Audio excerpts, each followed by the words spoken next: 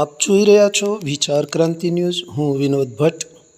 Nadiad Ahmedabad express highway પર chemical ભરેલું tanker પલટી ખાતા વિસ્ફોટ સાથે આગ લાગી અને આ આગના કેમિકલના ધુમાડા વાતાવરણમાં ફેલાતા વાહન વ્યવહાર અવર જવરમાં ખૂબ જ તકલીફ પડી।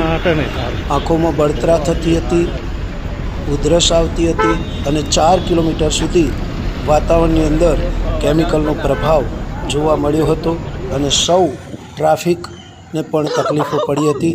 આપ જોઈ રહ્યા છો બાઇક ચાલક પણ અહીંયા જઈ રહ્યો છે, પણ ઉધરસ અને ખાંસીથી પીડાય છે, આંખોમાં પણ બળતરા બરે છે। આવું ભયંકર એક્સિડન્ટ થયો, પરંતુ કોઈ જાનહાનિ થઈ નથી।